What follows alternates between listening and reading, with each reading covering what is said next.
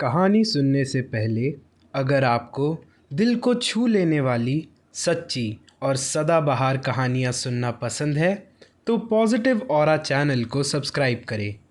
आपका एक क्लिक हमें और भी बेहतर कहानियाँ लाने की प्रेरणा देता है। चंद्रधर शर्मा गुलेरी की अत्यंत रोचक, मनोरंजक और भावनात्मक कहानी बुद्धू का कांटा। ये कहानी केवल एक संयोग की कथा नहीं है, बल्कि यह बताती है कि जीवन में कभी कभी छोटी सी घटना भी इतने बड़े परिवर्तन का कारण बन जाती है कि उसका प्रभाव वर्षों तक हमारे मन पर बना रहता है। तो आइए आरंभ करते हैं आज की कहानी। वसंत ऋतु का समय था। प्रकृति अपने पूर्ण यौवन पर थी। चारों ओर हरियाली छाई हुई थी। वृक्षों पर नई नई पत्तियां निकल आई थीं। फूलों की सुगंध मंद समीर के साथ वातावरण में फैल रही थी। पक्षियों का मधुर कलरव सुनकर ऐसा प्रतीत होता था मानो संपूर्ण प्रकृति किसी उत्सव की तैयारी कर रही हो। नगर से कुछ दूरी पर एक विशाल उद्यान था। उस उद्यान की शोभा दूर दूर तक प्रसिद्ध थी। प्रातःकाल वहां अनेक लोग भ्रमण के लिए आते थे। कोई स्वास्थ्य लाभ के लिए आता, कोई मित्रों से मिलने के लिए और कोई प्रकृति के सानिध्य में कुछ समय बिताने के लिए। उसी उद्यान में प्रतिदिन एक युवक भी आया करता था। उसका नाम था रघुनाथ। रघुनाथ शिक्षित, विनम्र और गंभीर स्वभाव का युवक था। उसकी आयु लगभग 25 वर्ष थी। उसे पुस्तकों से विशेष प्रेम था। वह प्रतिदिन प्रातःकाल उद्यान में भ्रमण करता और फिर किसी शांत स्थान पर बैठकर अध्ययन करता। उसका जीवन अत्यंत नियमित था। वह समय का बहुत ध्यान रखता था। प्रातः भ्रमण, अध्ययन, घर के कार्य और फिर अपनी पढ़ाई, इसी प्रकार उसके दिन व्यतीत होते थे। उसके मित्र बहुत कम थे। वह अनावश्यक बातचीत से बचता था। लोग उसे शांत और संकोची युवक के रूप में जानते थे। एक दिन वह प्रतिदिन की भांति उद्यान में टहल रहा था। सूर्य की हल्की किरणें वृक्षों की शाखाओं के बीच से छनकर धरती पर पड़ रही थी। चारों ओर शांति का वातावरण था। तभी अचानक उसे किसी युवती की व्याकुल आवाज सुनाई दी। स्वर में पीड़ा स्पष्ट झलक रही थी। रघुनाथ तुरंत उस दिशा में बढ़ा। कुछ दूरी पर पहुंचकर उसने देखा कि एक युवती मार्ग के किनारे खड़ी है। वह बार बार अपना पैर उठाकर देखने का प्रयास कर रही थी। उसके चेहरे पर दर्द के भाव थे। रघुनाथ ने ध्यान से देखा। युवती के पैर में कांटा चुभ गया था। वह उसे निकालने का प्रयास कर रही थी, किंतु सफल नहीं हो पा रही थी। रघुनाथ कुछ क्षण के लिए ठिठक गया। उस समय किसी अपरिचित युवती से सीधे बातचीत करना सामान्य बात नहीं मानी जाती थी, किंतु सहायता करना आवश्यक था। उसने साहस करके विनम्र स्वर में कहा, क्षमा कीजिए, क्या मैं आपकी कोई सहायता कर सकता हूं? युवती ने उसकी ओर देखा। उसकी आंखों में पीड़ा थी, परंतु साथ ही एक सहज मुस्कान भी थी। वह बोली, यदि आप यह कांटा निकाल दे तो आपकी बड़ी कृपा होगी। रघुनाथ कुछ क्षण के लिए संकोच में पड़ गया, लेकिन उसने स्वयं को संयत किया और सावधानीपूर्वक कांटा निकालने का प्रयास करने लगा। कुछ ही क्षणों में कांटा बाहर निकल आया। युवती ने राहत की सांस ली। उसके चेहरे पर प्रसन्नता लौट आई। बहुत बहुत धन्यवाद, उसने कहा। रघुनाथ ने केवल मुस्कुराकर सिर झुका दिया। They wrote die will af would feel this plus something than be actual ओलरगेल्ड कंप्यूटी। युवती जाने लगी, किंतु कुछ कदम चलने के बाद वह रुकी।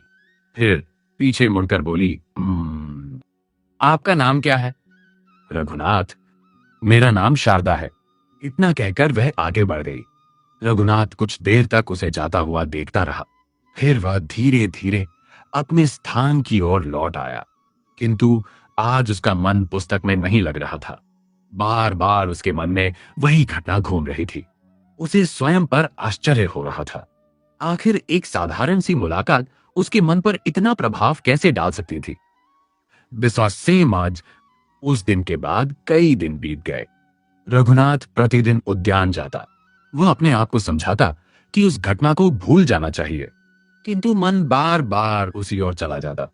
अब वह उद्यान में केवल भ्रमण नहीं करता था। उसकी दृष्टि अनायास ही किसी परिचित चेहरे को खोजती रहती। कई दिन तक शारदा दिखाई नहीं उसे क्या पता था कि भाग्य उसके लिए एक नया मोड़ तैयार कर रहा है, और वही कांटा जिसने एक दिन उनकी पहली भेंट कराई थी आगे चलकर उनके जीवन की सबसे महत्वपूर्ण स्मृति बनने वाला था। उस दिन के बाद रघुनाथ के मन की स्थिति पहले जैसी नहीं रही। वह प्रतिदिन की भांति अपने कार्य करता, लोगों से मिलता जुलता और अध्ययन में भी समय लगाता, किंतु उसके मन का एक कोना सदैव शारदा के विचारों में डूबा रहता। अब उद्यान जाना उसके लिए केवल एक आदत नहीं रह गया था, वह वहां इसलिए भी जाता था क्योंकि वहां उसे शारदा से मिलने की आशा रहती थी। उधर शारदा भी पहले की अपेक्षा अधिक प्रसन्न दिखाई देने लगी थी। जब भी वह उद्यान में आती, उसकी दृष्टि अनायास ही रघुनाथ को खोजने लगती। दोनों के बीच का परिचय अब इतना बढ़ चुका था कि वे एक दूसरे के स्वभाव और रुचियों को भली भांति समझने लगे थे। फिर भी उनके संबंधों में मर्यादा और संयम बना हुआ था। एक दिन दोनों उद्यान के एक शांत कोने में बैठे हुए थे। हल्की हवा चल रही थी और वृक्षों की शाखाएं मंद गति से हिल रही थीं। बातचीत के दौरान शारदा ने बताया कि उसके पिता के स्थानांतरण की चर्चा अब अधिक गंभीर हो गई है। संभव है कि कुछ ही समय में उन्हें ये नगर छोड़ना पड़े। यह सुनकर रघुनाथ का हृदय जैसे बैठ गया। जिस आशंका को वह अब तक केवल एक संभावना मान रहा था, वह अब धीरे धीरे वास्तविकता का रूप लेती दिखाई दे रही थी। उसने अपने मन की व्यथा को छिपाने का प्रयास किया, किंतु उसकी आंखों की उदासी बहुत कुछ कह रही थी। शारदा ने उसकी ओर देखकर कहा, आप इतने शांत क्यों हो गए? रघुनाथ ने हल्की मुस्कान के साथ उत्तर दिया, कभी कभी कुछ बातें ऐसी होती हैं जिनका उत्तर शब्दों में नहीं दिया जा सकता। शारदा कुछ क्षण तक उसकी ओर देखती रही, फिर उसने धीरे से कहा, यदि हमें यहां से जाना पड़ा तो क्या आप मुझे भूल जाएंगे? रघुनाथ ने तुरंत उत्तर नहीं दिया।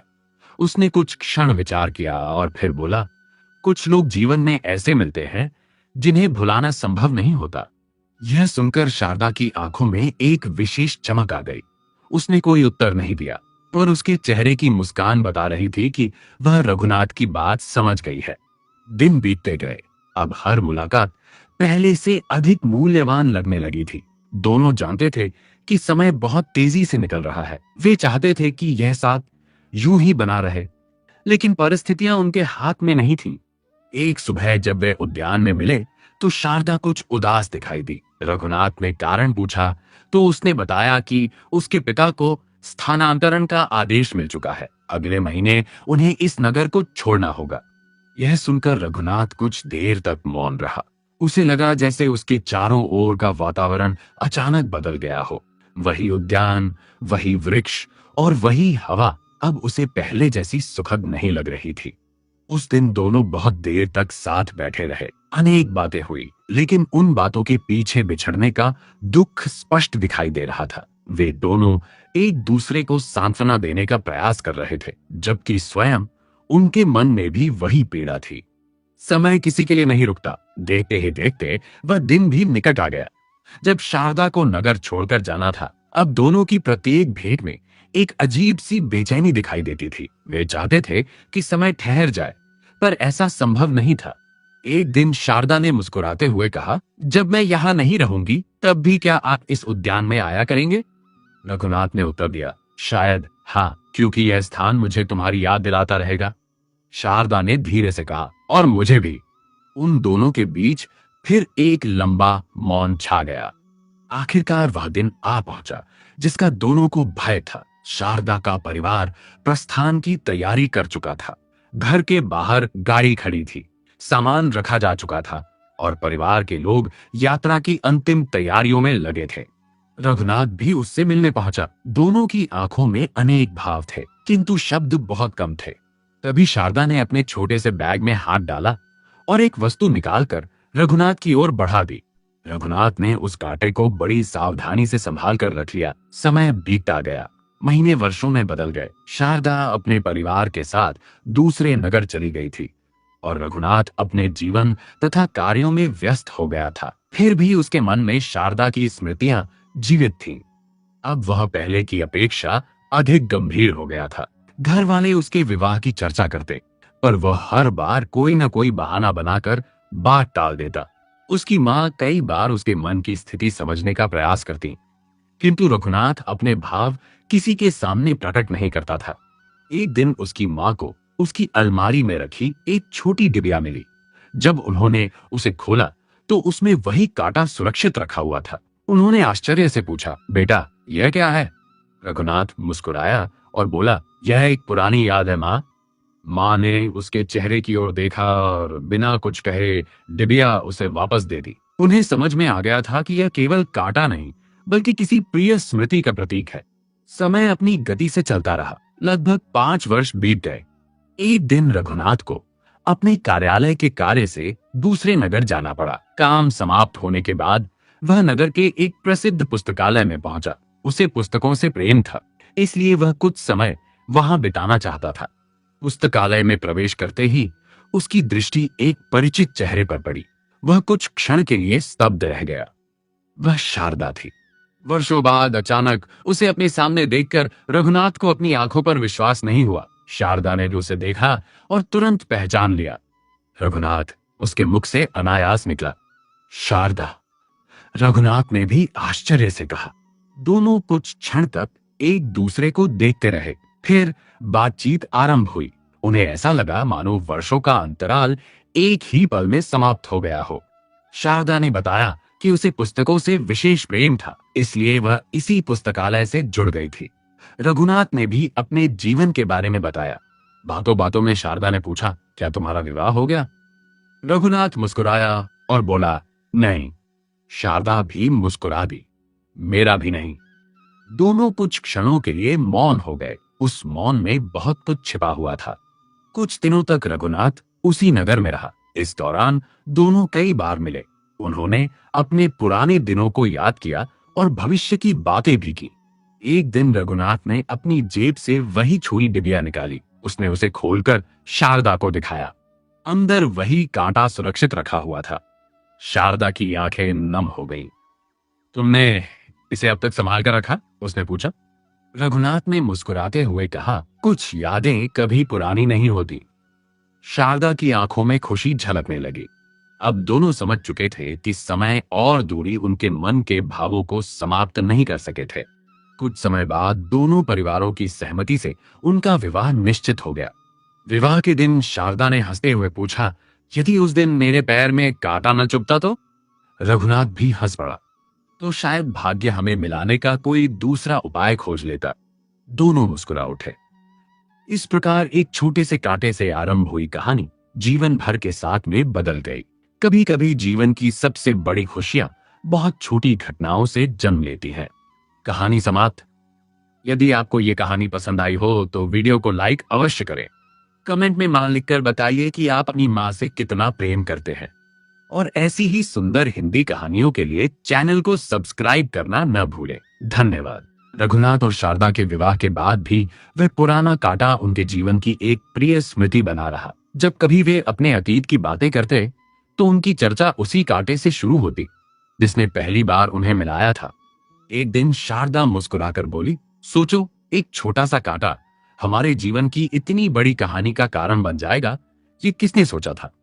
रघुनाथ हंसते हुए बोला, इसलिए कहते हैं कि जीवन की छोटी घटनाओं को कभी छोटा नहीं समझना चाहिए। समय बीतता गया। दोनों ने सुख और संघर्ष के अनेक दिन साथ बिताए, लेकिन उनके बीच का विश्वास और स्नेह कभी कम नहीं हुआ। वर्षों बाद भी जब कोई उनकी पहली मुलाकात के बारे में पूछता तो दोनों मुस्कुराकर उसी कांटे की कहानी सुना देते। यही इस कहानी का संदेश है कि जीवन में होने वाली छोटी छोटी घटनाएं कभी कभी हमारे भविष्य को बदल देती हैं। इसलिए हर अनुभव, हर संबंध और हर मुलाकात का सम्मान करना चाहिए।